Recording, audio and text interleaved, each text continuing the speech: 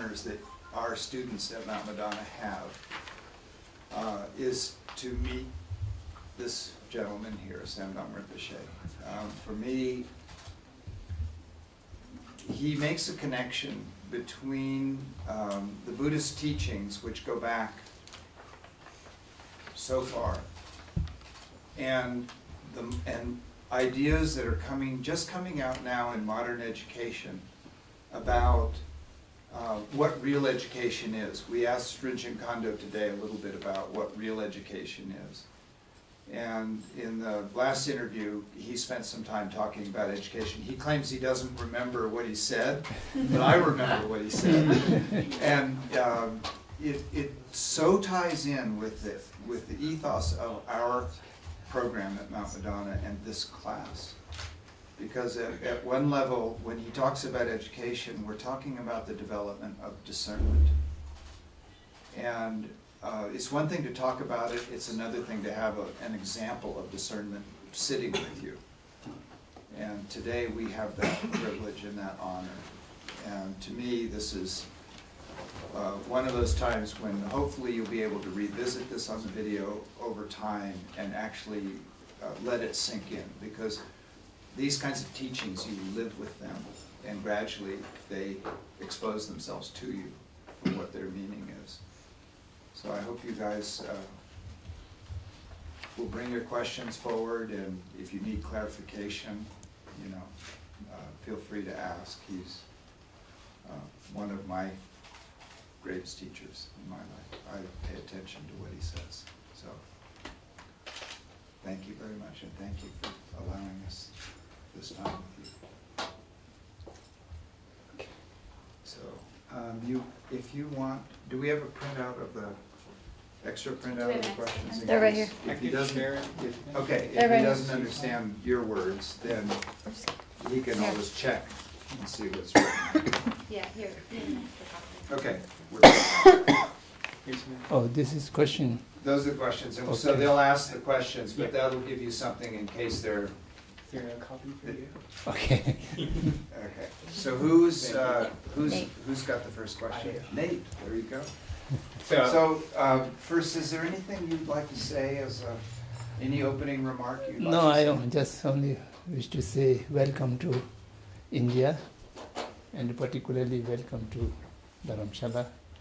And the weather was not very friendly to you yesterday and today. I hope tomorrow will be better. And one thing I must tell in advance is that I have nothing new or special which might be interested to you or beneficial to you. Nevertheless, I have spent a major portion of my life in the field of education, and then also I have many close friends who have been thinking about the education system all over the world, particularly in India, particularly after the India's independence. The education system has been challenged, questioned, and tried to modify, not very successful. So I have been a part of this journey after 1959. So there may be some experience, otherwise I am not a so-called educationist or some experts in education. So please go ahead. So my name's Nate, and I was wondering if you could tell us about how your journey from Tibet to India in 1959 informed your life. 1959, I was just 19 years old, and happily and peacefully studying in my monastery till the 10th March of 1959. 10th March was just after the Molam festival. Molam festival is one of the greatest festival in a year in central Tibet, where all three major Buddhist monastic institutions get together, the Drepung, the Sra and the Gaden, for 3 weeks in Lhasa, and during which the three monasteries' top scholars who are graduating from the Geshe-la-Rampa degree have to give the final examination there. And that year, His Holiness was also one of the candidates. And it was very special occasion, and we are so happy. And there are about 18 other Geshis, and including His Holiness, the examination process completed, and the Molam was completed. I think it was around 1st March or 2nd March, the Molam festival concluded. And then 10th March, the uprising had happened. And after 10th March, 7 days passed through a great deal of tension, fear, and doubts. Then 17th March, the night His Holiness escaped from Nobulinka. Then 18th, 19th, 20th, 3 days just passed. And the night around 12 o'clock on the 20th March, the bombardment started. So I remained in the monastery the whole day of the 21st, and Sra monastery was partially damaged, and Nobulinka, almost the surroundings are destroyed, and Chopuri, one of the monasteries, are completely damaged, and a few bomb shells have been landed near Dripo monastery, which shook the whole Dripo monastery. So then we are not able to stay in the monastery, and the night of the 21st we escaped. And then it took about 20-25 days, I do not remember exactly. And in the first week of April, we arrived in the India border. And we remained in the Indian border for about 10 days. Then we were accepted as a political refugee and gradually taken inside India. And in the Assam, since we are coming through the Arunachal Pradesh, the base camp was Assam near Tezpur, Mesamari, and we stayed about 4 or 5 months there. Then gradually the people are distributed for certain kind of work and rehabilitation, all this. So through my journey, 2 or 3 nights are very hardship. Otherwise it was okay, not much problem. So since then we live in India, 1959, last 54, 55 years. So that is the whole story. It's not very big event, but it was changing the whole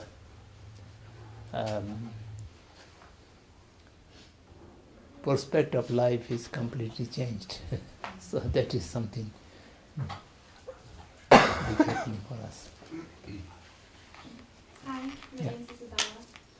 In the foreword on your website, you said, people are taught to compare and compete, so that ignorance and greed escalate endlessly, reducing individuals to mere consuming machines. We have lost the power of discernment and cannot differentiate between need and greed. Can you speak more on the loss of discernment in our society and how to reverse that trend?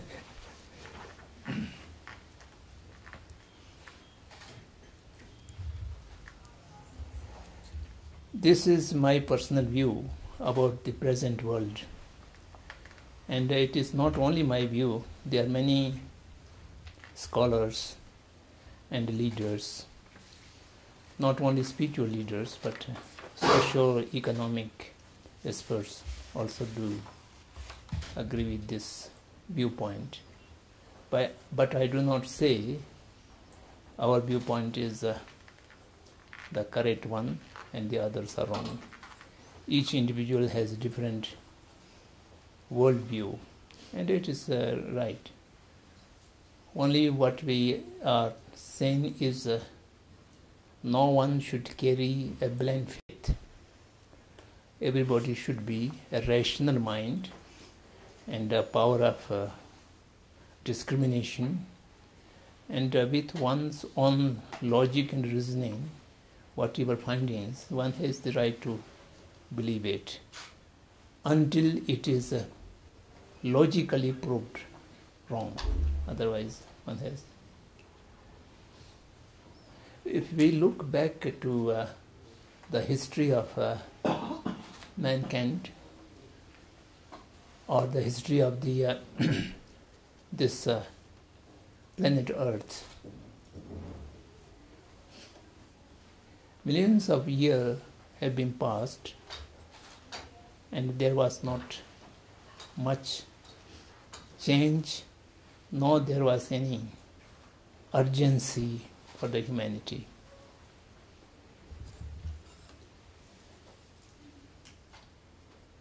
There was a limitation of physical comforts in the ancient time, but that physical discomfort was compensated by peace of mind. And once a person is happy in his or her mind, the physical discomforts are negligible. They can be ignored or they can be overlooked. Then the science and technology developed. It was not a long history, at most 300 years, 250 years. And even the most powerful modern scientific technology is just 200 years old. And then 20th century has a very special kind of change. These changes have been termed as revolutions. I don't know they are in real sense revolutions or not, but there was a tremendous change taking place. And this change, if we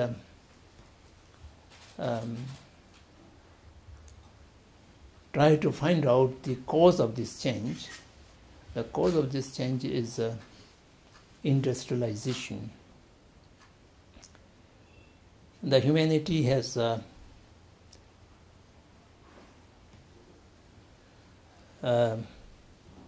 regained or rediscovered the machine, the technique, and which empowered the humanity to produce the commodities are much more than the human need. And in the ancient time, every village or every town, the economy is interdependent to whole members of society, and they were self-sufficient, and things are being produced according to the needs of the members of society, and that needs are being fulfilled, and beyond need they are not consuming the resources, nor they are overuse the nature, and they are very friendly with the environment, and the needs are appropriate to give a comfort to the physical body, and also to give a satisfaction to the mindset, and that keeps a balance. The whole system of universe is depend on middle path or balance.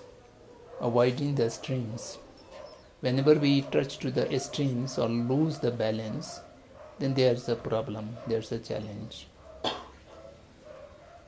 So when the human gain the capacity to produce much more than our need, then the producers need to market them. Because what they produced cannot go in the West. They must gain some profit out of it. And for that, they need a system of market economy. And then they need the market. They are quite intelligent and they think how to market the surplus productions, manufactured productions, and they find that human greed is very easy to exploit. And in order to exploit the human greed, they find a very powerful method, that is comparison and then competition. So today the people lost the way to find out what is my need. They always look for others. If he or she has this thing, why not I should have it? So one shoe to protect your feet is not sufficient. You need different color, different shape, different usage. You need one kind of slipper or shoe for your bathroom, the another kind for your working, the third kind for your football, and the fourth kind for your cricket, and the another thing for your going office or formal. So by this way, multiplying and your needs. And the system of comparison, comparing and competition has damaged the balance between competition and cooperation. The human beings are social living beings. In today's social scientists used to say human beings are social animals. I don't think they are animals, but they are social beings. Since they are social beings, they have to depend on others' cooperation. Without others' cooperation, human cannot survive.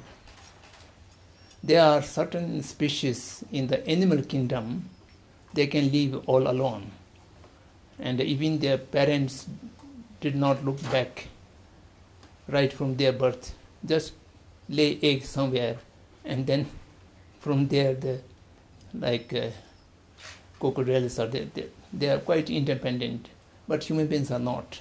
If you don't receive the compassion, affection, and love of your parents, a human child cannot survive. So we are very much depend on family, community, society. Even a piece of cloth we are wearing or a dish we are eating, apparently it is ready to use, but if you look into it deeply, numerous people are involved into that. If you look to a piece of cloth, the farmers grow the holes or the cotton, and which has a lot of work. And when it comes on the cotton, then it have to be spinning, and then it has to go to the weaver, and the weaver put a lot of labor to weave it, and then it has to be drying, colored, then it goes to the tailor, cut and stitch, and then it comes to you. So when it reaches to you as a cloth, almost 100 people have contributed something to that. And a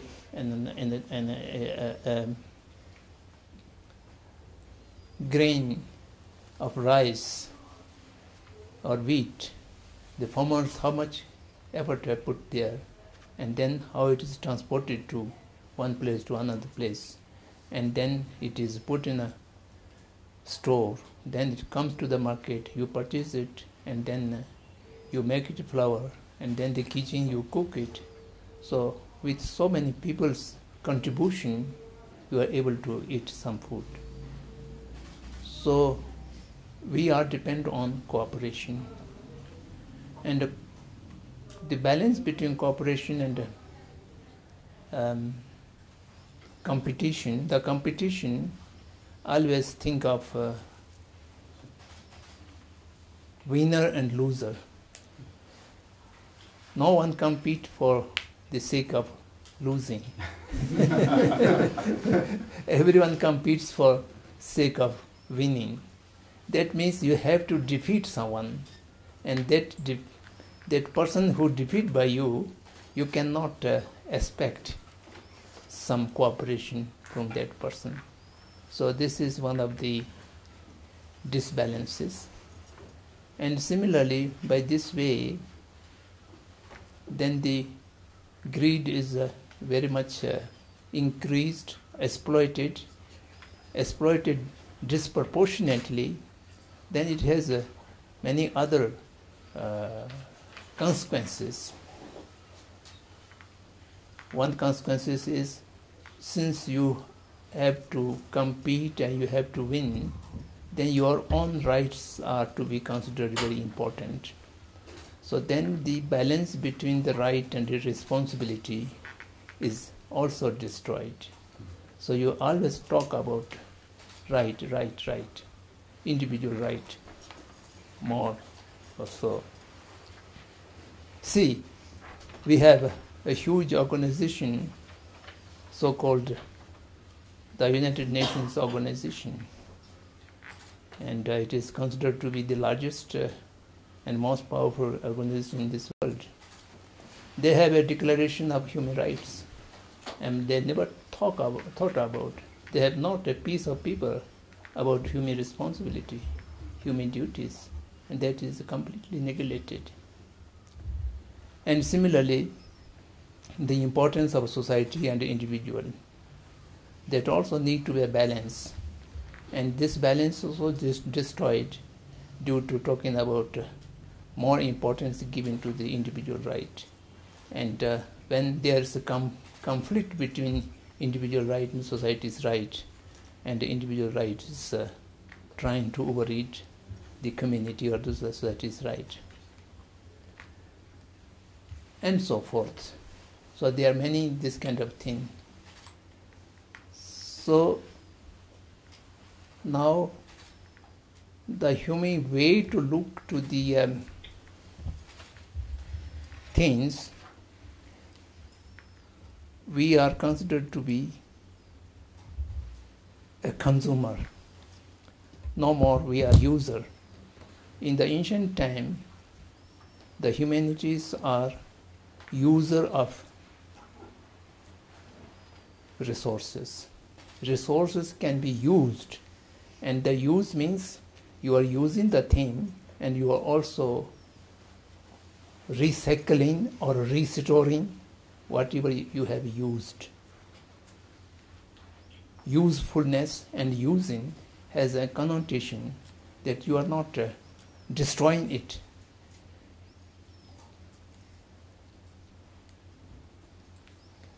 It has a very good expression in Hindi or Sanskrit, upayog and upabhog. Upayog means just to use it for your need, and at the same time you're giving something back. If we are using some natural resources and we try to recreate or regenerate that resource for the coming generation. So now we are become a consumer. Consumer means just to consume. Consume is just to destroy, and not considering for recycling or restoring or recreating that resource. So that creates the, what I should say, the environmental destruction, and the scarcity of resources. Now the people are talking about the scarcity of drinking water, and there are forecasts that 2020 or 2030 the world will face scarcity of drinking water, and we are already facing the clean air to breathe. Water and air is the essential commodity for surviving. We can live weeks together without any food, but we cannot live without water more than 7 hours, and we cannot live a good year more than 1 hour or half an hour. So these are the basic and essential commodity for surviving of not only human beings, all sentient beings. But we have polluted the air, and we have polluted the water, and there's more and more scarcity of this. So our outlook is the whole world is either resource or consumer. There's no third thing. Even the human beings are being considered as a resource, and they are to be processed through so-called education. And when we arrived in India in 1959, when the Tibetan schools are established, at that time we used to have a Ministry of Education in the central government. Now we don't have. This is Ministry of Human Resource Development. All the childs are resources, and you have to process them according to the needs of the corporate houses. What they tell, what kind of human they need. Engineers or doctors or accountants or bureaucrats. So by this way, the human resource planning and human resource development, which suppresses the basic individual capacity or intelligence, and they are not allowed to awake the human intelligence. They just say, they just impose an information, not a knowledge, information according to their own curriculum or their own needs. So by this way, we are deprived of awakening our inner intelligence, which is of a natural gift we have by birth, and that has been suppressed, and on the contrary, we are being indoctrinated and input a kind of brainwashing or indoctrination. So you have to look everything this way. You have to compete. You have to, if you have to survive, you have to compete. And if you need to survive, you must be a good consumer. So this kind of indoctrination always goes there. So by this way, my late friend Jiddu Krishnamurti used to say over and over again that education means to assist the student to awake his or her inner intelligence so that he or she can be flower in goodness. Goodness cannot be trained or taught. Goodness need to be a natural flowering. And for that you need to awake your own inner intelligence so that you are not carried away by advertisements or by indoctrination. So you are able to discriminate what is right and what is wrong. A power of distinction, that's the wisdom that you must have. So this is my outlook. I'm sorry, I'm talking too much. So This is what we want to hear, so we don't have to do too much. Yeah. so that, yes, I, My name's Savannah, and what are the most important aspects of Tibetan culture and religion that you're trying to preserve as a teacher?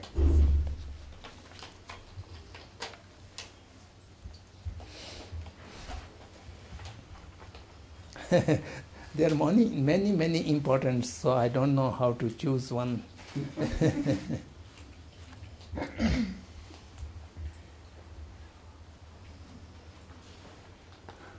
Your question is most important aspect of Tibetan cultural. The word cultural is being used in so many different ways. So unless and until we define what do you mean by cultural, it is difficult for me to explain what is important. Because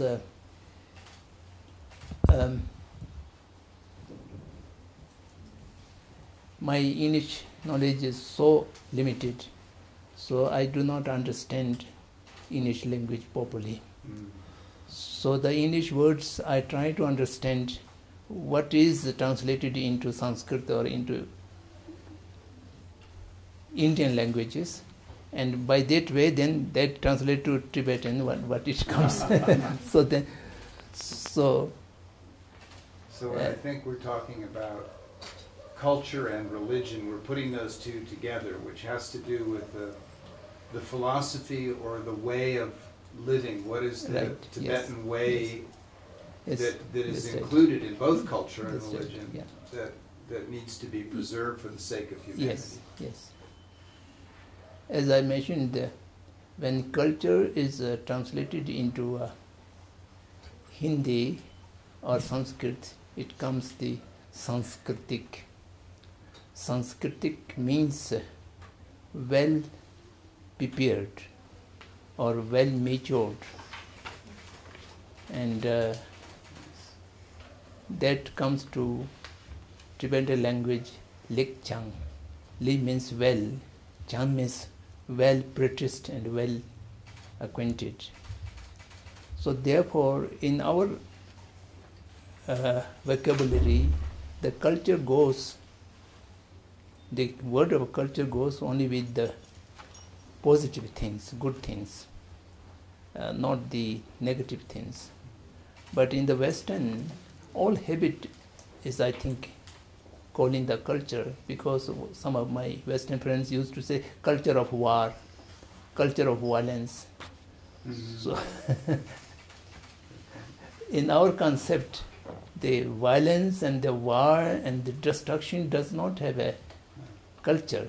All these are uncultured activities.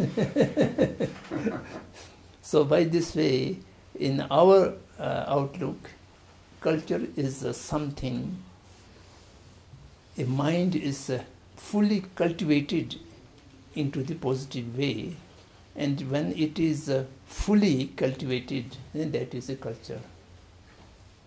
So by this way, Tibetan culture is by and large influenced or built on Buddhist philosophy. And His Holiness the 14th Dalai Lama, the entire Buddhist thought is divided into three categories: Buddhist Dharma, that means Buddhist religion, Buddhist science, and Buddhist philosophy.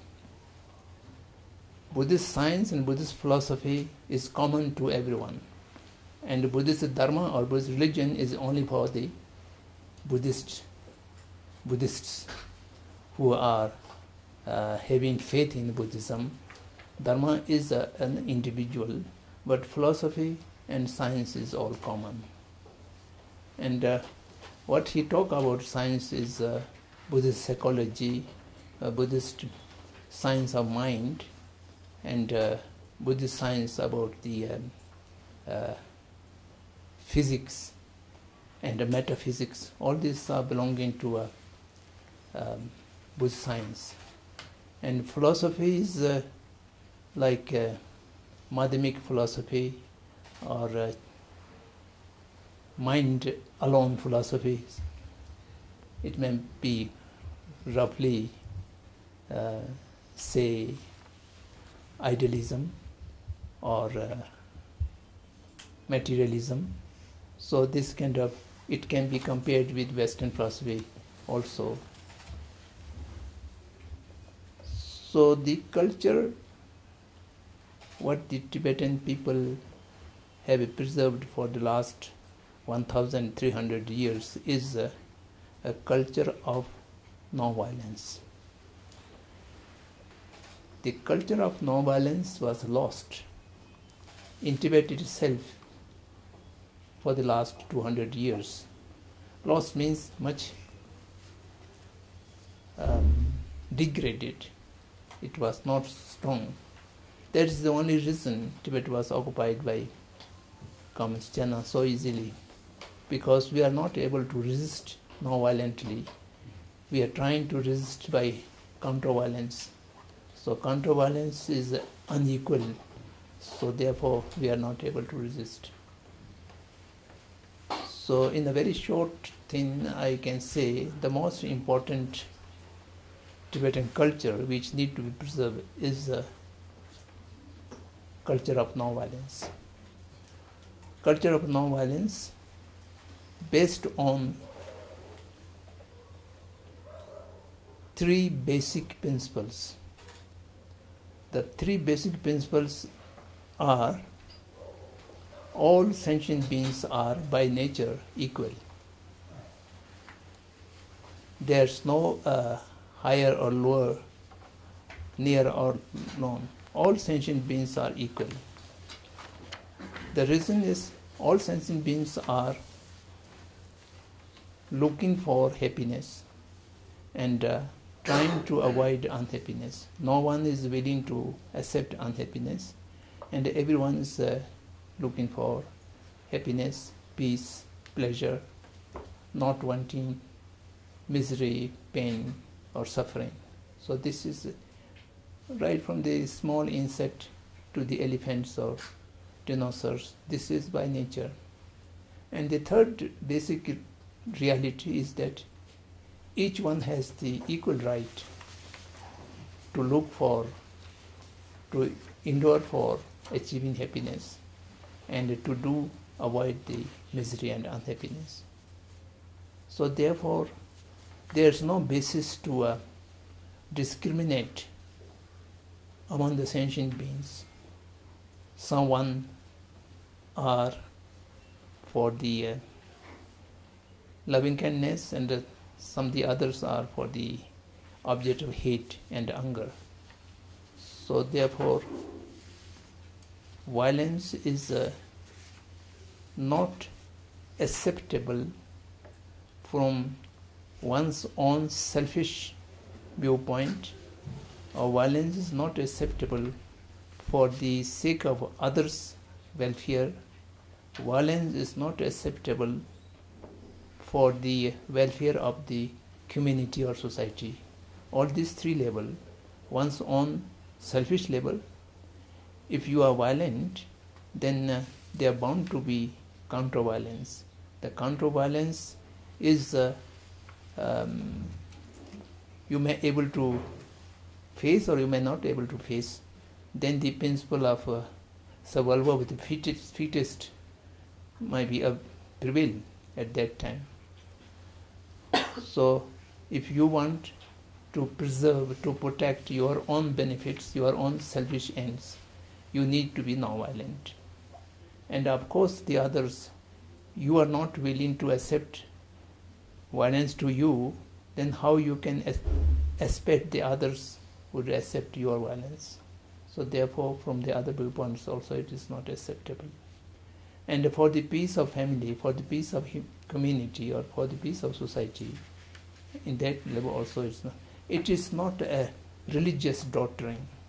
Of course, religious taught about the non-violence, and you are a religious practitioner, you have to practice non-violence. But even you are a non-believer, having no faith in any religion, yet a secular, totally secular person we cannot accept violence as something good, which is acceptable as human being. So therefore, the first and foremost is a non-violent culture, which we were not able to preserve properly, and if we are able to restore it, then I think the Tibet question or Tibet problem can also be solved amicably. When I was in the administration, I used to say publicly that if we are able to prepare 100 sincere and truth non-violent people among our society, we can regain our autonomy within 24 hours.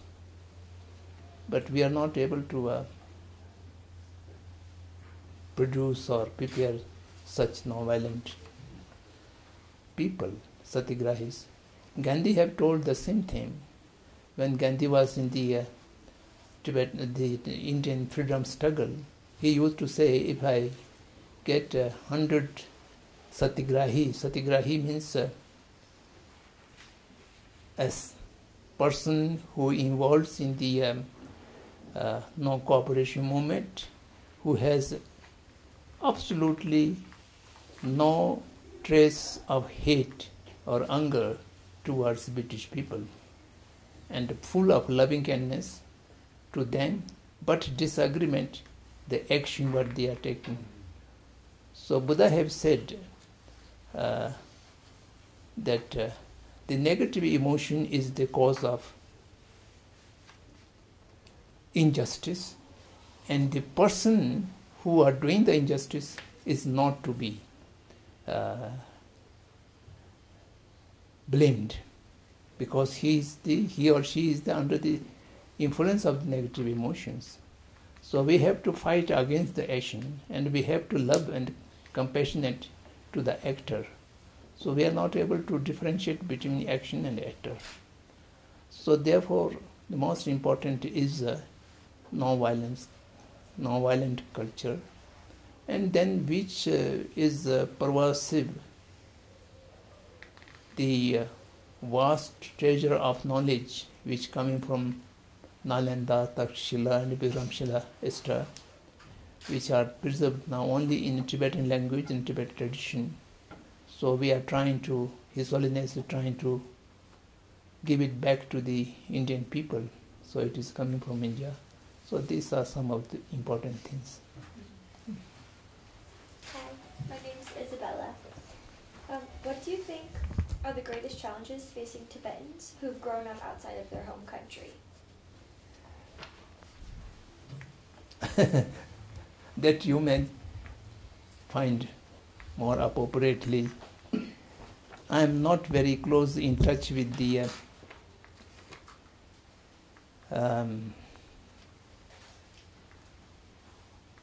now the Tibetan SL community. Since last 6 years, I have been retired from all official responsibilities. But generally I see the challenges are twofold. A challenge which is facing by entire humanity. The Tibetans are no exception. We are facing that challenge squarely. And among those challenges, such as increase of violence and a gap between have and have-nots, and environmental degradation, and then so-called civilizational conflicts or religious intolerance. These are the present world challenges which keep the humanity on a very negative side. And then apart from that, the Tibetans living outside Tibet, very tiny population. By number, it is not big. When I was in office, the total population of SL community is about 155,000, and out of which about 90,000 lives in India, and the rest, about 60,000, all over the world. But I don't know, in spite of such a small population, the visibility is quite strong. Wherever you go, you can see some of the Tibetans in exile. I don't know why, but it is a fact.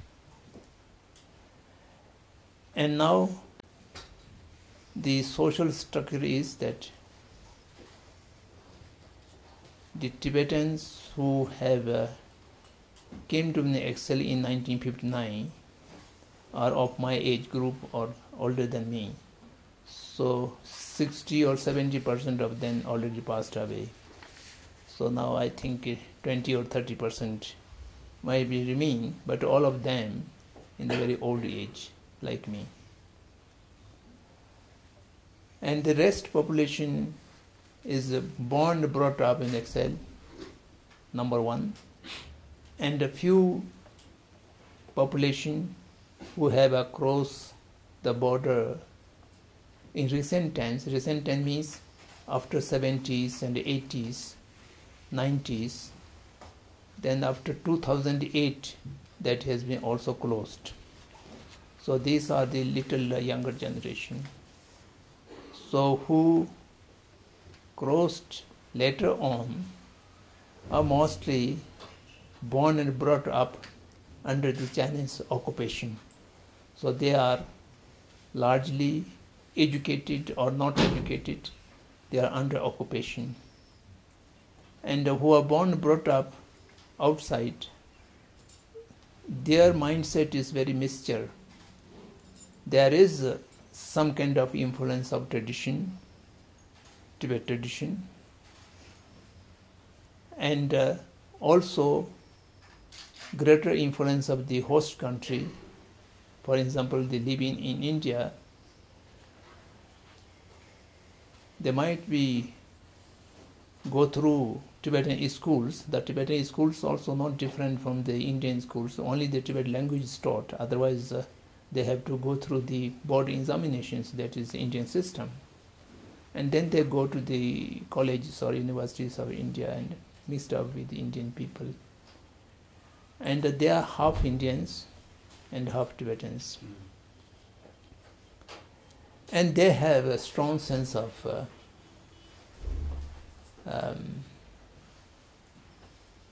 I don't know what I should say, a kind of attachment to their own nation, the Tibet race or Tibet nation.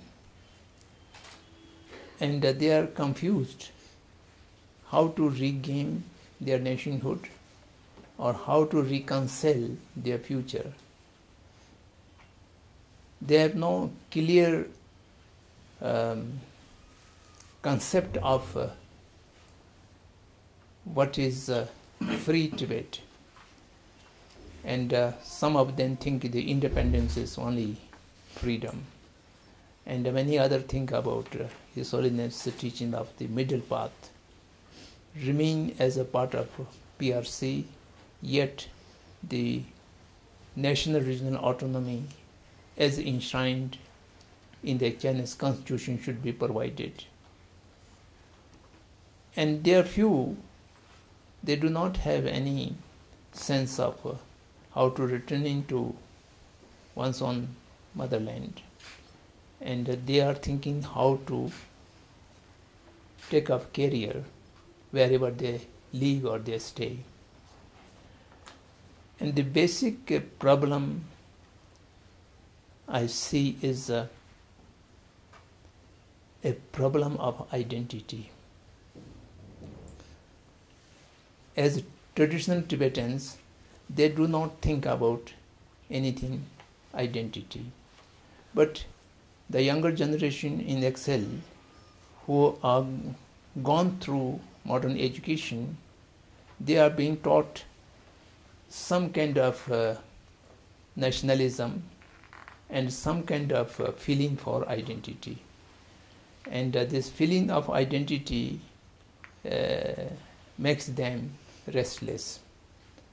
And I don't know how to remedy. These are the challenges. These challenges are invisible. Only few people can feel it, but it is a pervasive challenge. Each individual is been facing. But you interview the individuals, their challenge may be livelihood, their challenge may be economic resources, and how to settle themselves with security, the sense of insecurity. But the sense of insecurity among the Tibetans, from my viewpoint, is a sense of insecurity which has come out of the sense of void of identity, unclarity of their own identity, and that makes a sense of insecurity. So this is my outlook. I may be wrong, but I see like this. Hi, my name is Hi. Akio.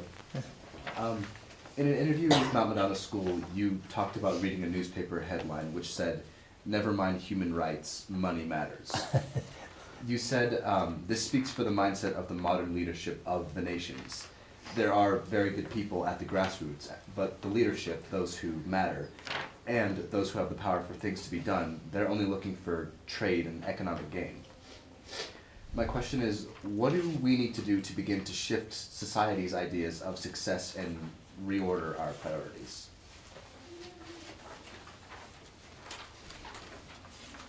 I don't know. This is a very big question. Figured we might as well go to the deep end of the pool here. To shift the society's priority is a very big question. What we can do at this moment as an individual or as a mindful or rational person, we can think of shifting our own priorities.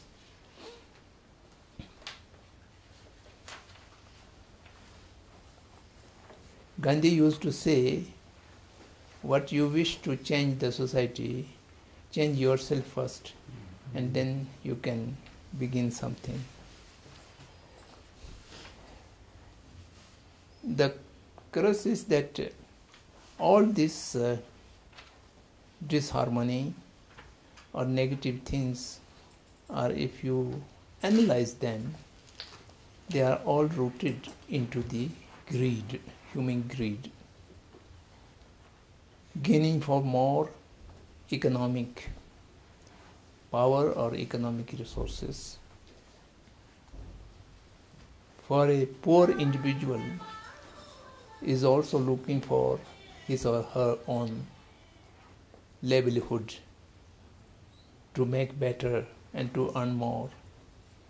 And big business houses and corporate houses, only the scale is different, otherwise the greed is the same. And the nations, all the nations are now everything can be compromised. Only the economic gain cannot be compromised. That's why I quoting this, never mind human rights. So human rights is negotiable. And economic gain is non-negotiable. So that has to be achieved. So why this kind of mindset? It's because you have a deep-rooted greed for economic power. And there is a misconception, the misconception which is created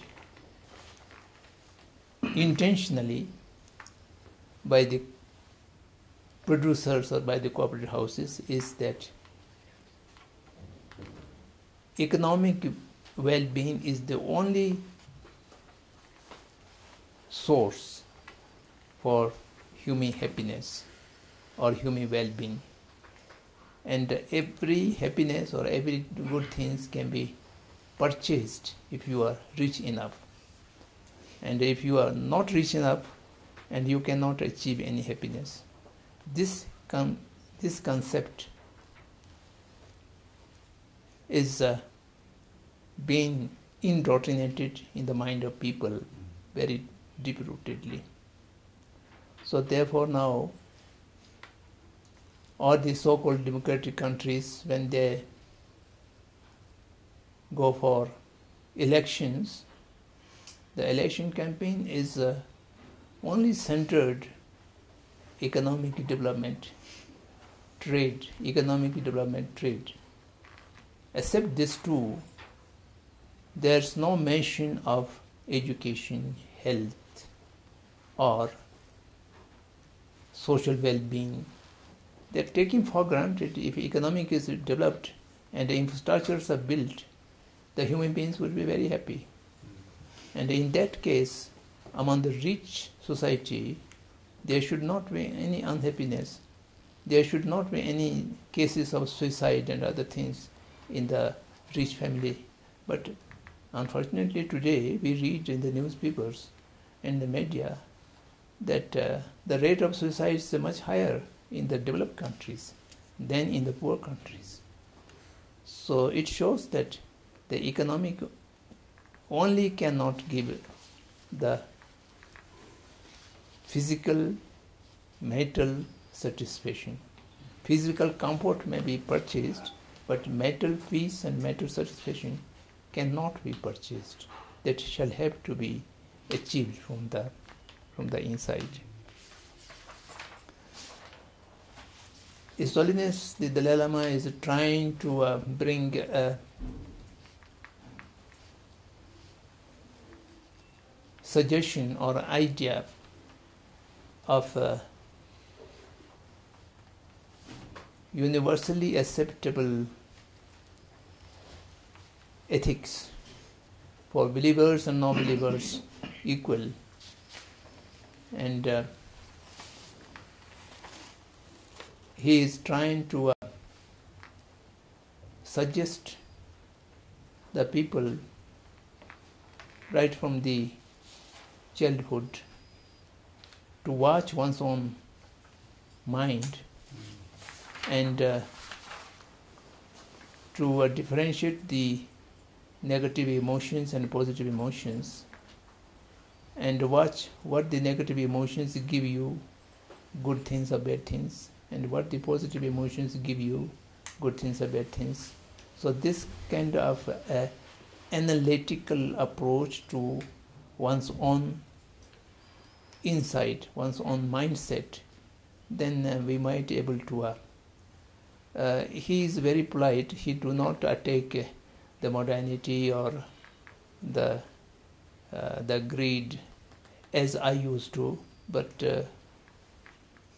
in a different way he is also talking how to reduce the human greed and how to increase the loving kindness and mindfulness.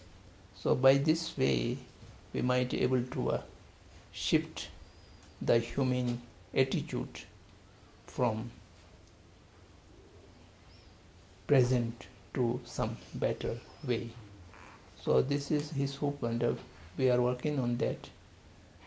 It may be helpful for many people. Of course it cannot be bring a change overnight, but the seeds of change can be sown, and we have to wait long time to achieve them. Hi. Hi. Hi, my name's Isaac, and Congressman John Lewis, who worked with Martin Luther King, told us that nonviolence is not something you just turn on and off. It is a way of life. So can you speak more on the commitment and process of nonviolence, and do you constantly have to be vigilant about it?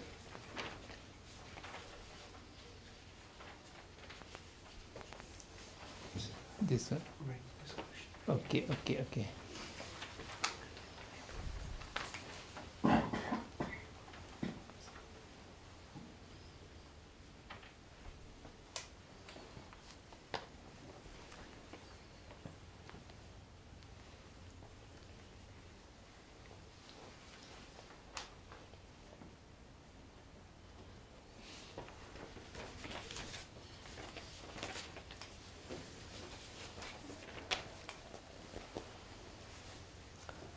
The statements of Martin Luther King is very powerful, and he speaks from his heart and from experience, and he was a very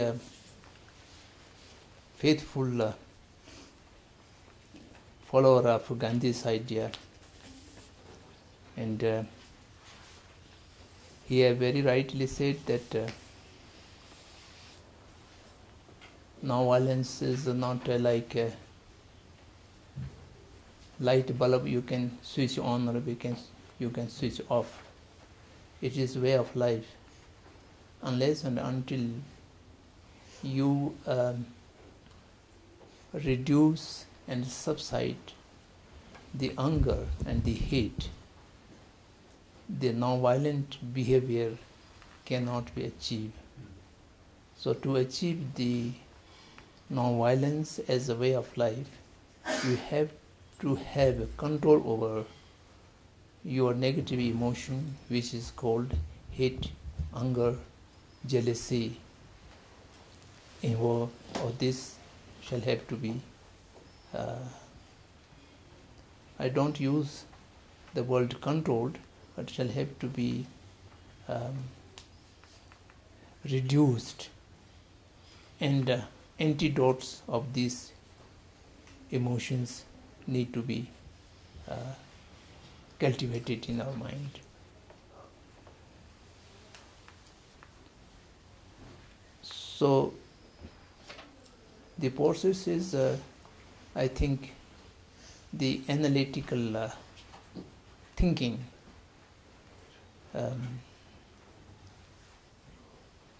contemplating what is the benefit of violence and what is the harms of violence, what is benefit of non-violence and what is harm of non-violence.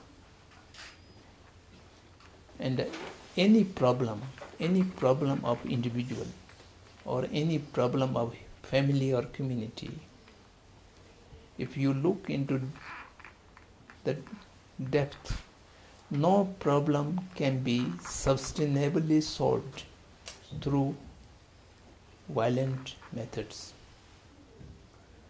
And all problem, whatever it may be,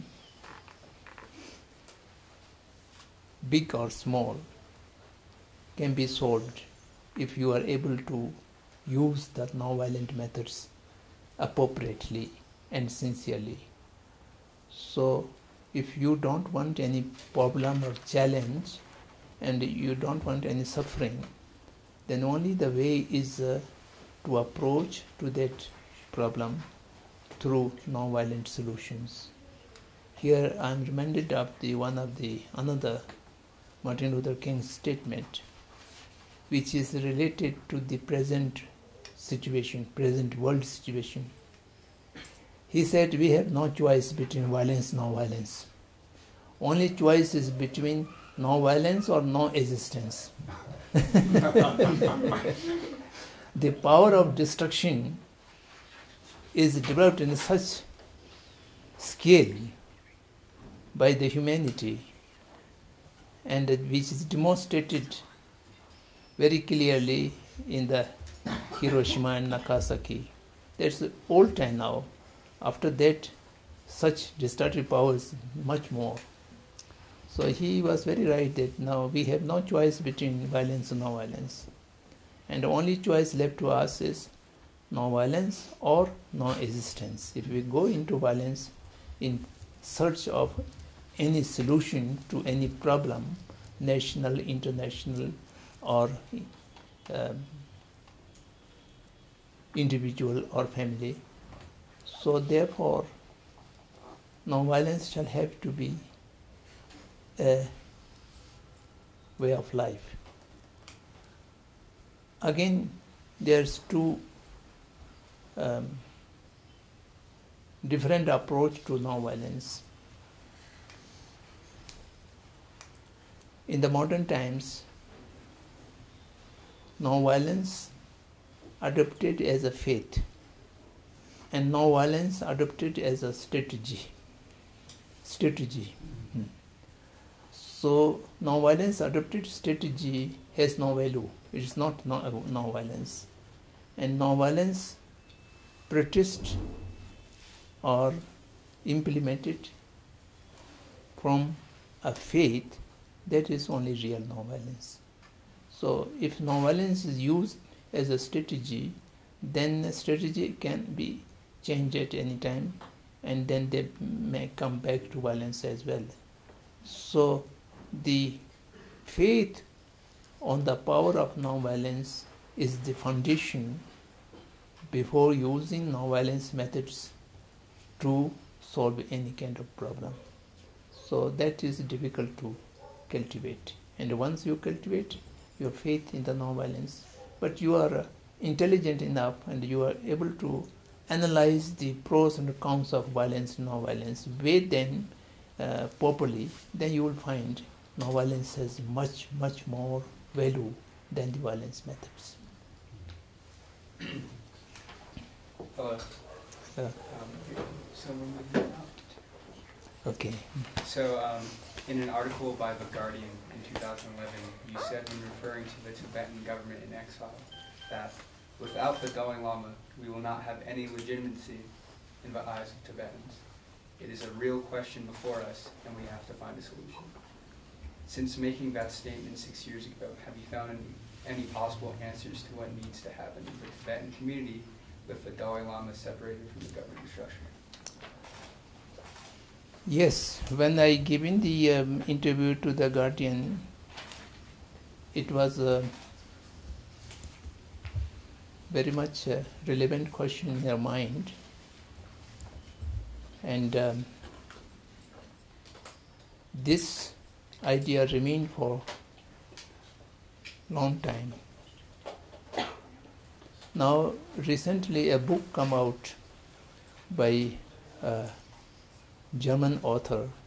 She lives in India. It is in English language.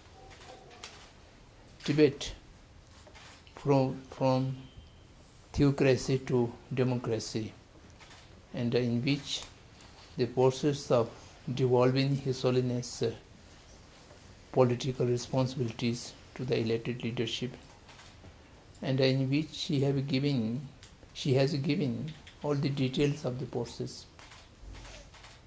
It was 11th March 2011, His Holiness finally gave a message to the Tibet Parliament in Exile that now in this session you must amend your charter and His Holiness should be free from all his traditional political responsibilities. And at that time, the Parliament in Exile unanimously resolved that His Holiness should not do this, and he must remain as a head of political leadership, continue, and he rejected that. And thereafter another request was made. He may be remain as a symbolic head, like British Queen or King. Not much. That also he rejected. And then finally, the question is, without His Holiness involvement, the people of Tibet will not give legitimacy to the Central Tibet administration or Tibet government in exile, because the election system is practiced only by the Tibetans in diaspora, and the Tibetans inside Tibet has no way to participate in it. And by that way, the majority of the 6 million people of Tibet who are inside Tibet is looking His Holiness as the symbol of Tibet. Tibet is the Dalai Lama, and the Dalai Lama is the Tibet. And since he is the heading an organization, that is the real representative organization of the Dalai Lama. And therefore I said we are not able to gain a legitimacy. Then after a great deal of discussion between His Holiness and the Tibet Parliament in Exile and a small committee for amending, so we finally request him not to dissociate himself from the